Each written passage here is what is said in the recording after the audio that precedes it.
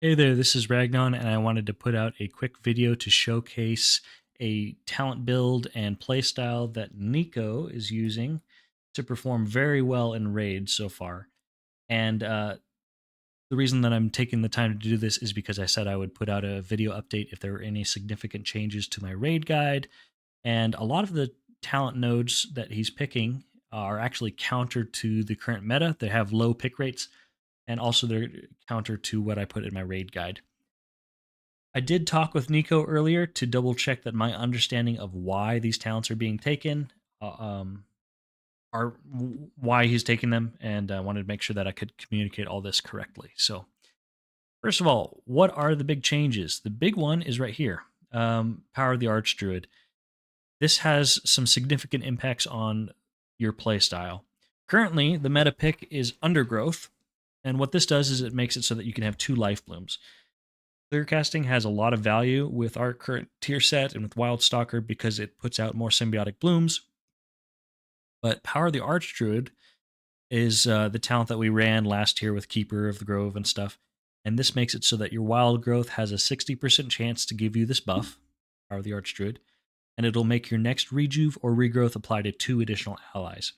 Nico is exclusively using these on rejuves, and the way that you can do this consistently without having to add any extra mental load or anything is that every single time you push wild growth, whether that's in your ramps or during your downtime, your very next global should be a rejuve, and that will instantly consume the buff and make sure that they're being spent on rejuves. The reason that this is strong is because it consistently brings you up to a higher level of abundance stacks. So you're sitting at these higher stacks, which increases your mana efficiency on your regrowths throughout the fight. Um, Another way that it's mana efficient is that you're only running one life bloom. And so rather than having to spend the globals and the mana on refreshing 2 life blooms, you can actually just have one. And then that life bloom target, you can stack 2 rejuves on and then extend all of those hots with Swiftbend. Because of Verdant Infusion, that will extend the duration of that life bloom and those 2 rejuves.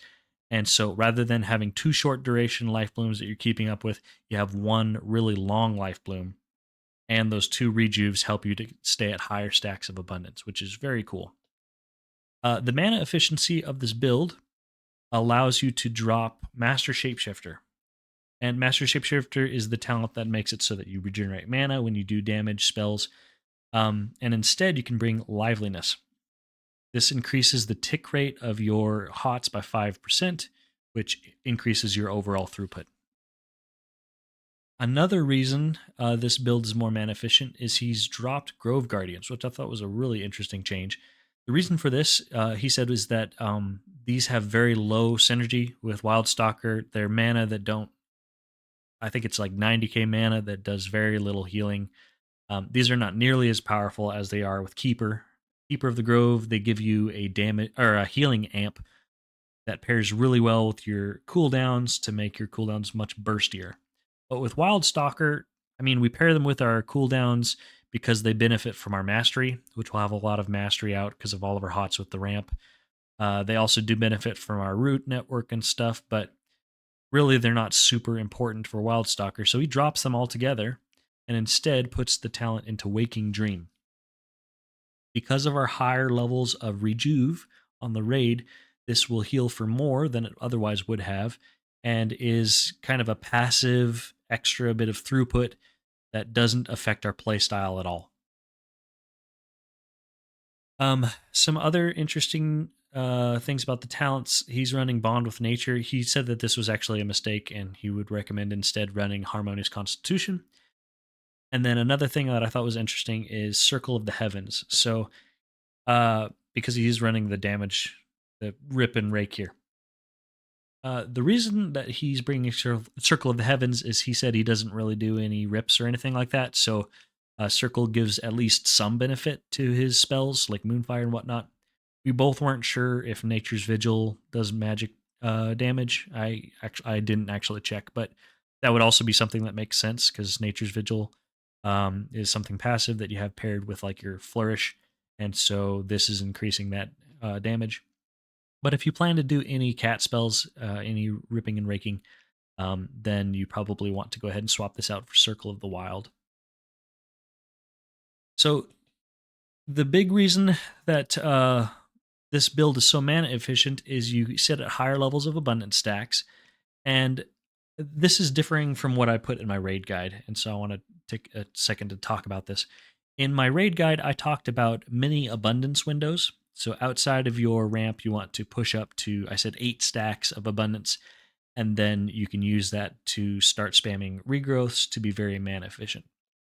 I think 8 is actually too much. He recommended 6. So he said that there's 2 big thresholds. There's 6 abundance stacks, and then there's 12 abundance stacks.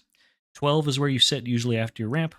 You should be after your ramp, and that's when you could spam your regrowths and stuff like that. And then any other time during your downtime, you should be around 6 to 8. And that allows you to have a good balance between mana efficiency and then actually having the time to capitalize on casting regrowths before those abundant stacks fall off. He did mention that it's kind of a natural ebb and flow. It's not like what I put where it's a strict window of pushing up with constant rejuves and then constant regrowths. It's more of a back and forth, just making sure that you stay above that threshold, casting some rejuves and then casting some regrowths. And he also mentioned if you're at 10 stacks of abundance, then you should go ahead and push up to 12. On WoW Analyzer, he sits above 10 average abundance stacks throughout the fight. So that is the build. I'm very interested in trying this. I personally have not always taken advantage of Master Shapeshifter to regenerate mana. Overall, I've felt pretty good on mana in Raid, both this tier and last tier. So I'm excited about the potential of bringing a build that is overall more mana efficient without these DPS windows and brings extra throughput as a trade-off. So I hope this was interesting. I do want to take a quick section to talk about some changes to my raid guide. I put these in my pins, but I just want to clarify them here as well in case you're still watching.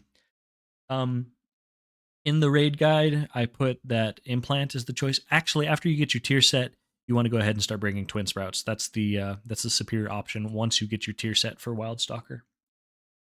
Another thing is I had recommended that in your ramp, you're casting your Grove Guardians leading up to your Convoke and your Flourish.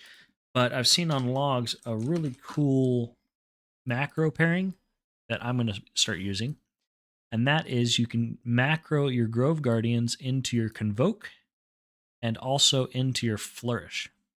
And what this does is it'll make 2 of your 3 Grove Guardians completely automated. So that only leaves 1 Grove Guardian that you actually have to hard cast when you're doing like your probably about the wild growth in your ramp. And then you'll put out a Grove Guardian with your Convoke and then a Grove Guardian with your Flourish. With your Convoke, you should also have Nature's Swiftness macroed together. That's this ability right here that makes your next regrowth, rebirth, or entangling roots free and heal for 200% more. This is an interaction that I forgot to mention in my video, but this is so powerful when it's paired together because this 200% additional healing will apply to all of your regrowths that are cast by your Convoke, and it won't even consume the buff. So I'll push my Convoke here, and you'll see I'm casting my Convoke. My Nature's Swiftness has been pushed, but you can see I still have the buff. It increased the healing of all of my regrowths, but it did not even consume the buff. So now I can push my next regrowth, and then it'll actually consume the buff. So very cool. I do have my Nature's Vigil macroed in with this. I don't know if I would recommend that. I don't think that's best practice. I do it because I'm lazy for Mythic Plus and stuff, but you should instead macro Nature's Vigil with your Flourish, which is the highest output part of your ramp. It's the payoff phase. So you can macro Nature's Vigil in with your Flourish. I have it on both, but it would probably be more optimal just to have it on your Flourish. That way you're it's popping slightly later during your Flourish instead of your Convoke. Another thing I wanted to talk about is Cat. I had some people asking about and recommending running Cat stuff instead of these ranged talents for raid, and that definitely is an option. Some considerations with that is that the cat spells are completely energy based and do not cost any mana, which is especially important if you're not running Master Shapeshifter. If you're running Master Shapeshifter, you do not want to be casting Wrath and stuff because you're just negatively draining your mana. So that is an increased reason to use cat spells. But if you're doing any cat weaving, you want to make sure that you are aware of the implications of being a ranged player in melee.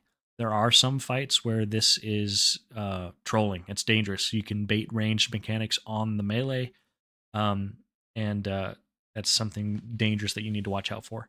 A lot of the fights that I've done so far, that's not the case. The whole raid's stacked together, and it doesn't really matter. So you can definitely do this if you'd like. I believe that's it. If I forgot anything, again, I'll put it in the comments. I'll also pin the macros and stuff in the comments as well if you want my Convoke and my Flourish macro. But I hope this was helpful. And if you have any questions or comments, please hit me up in the comment section. And or you could join my community Discord, which I have linked in the description. I am very happy to talk about things there as well, and I check that every day. I'll catch you in the next video.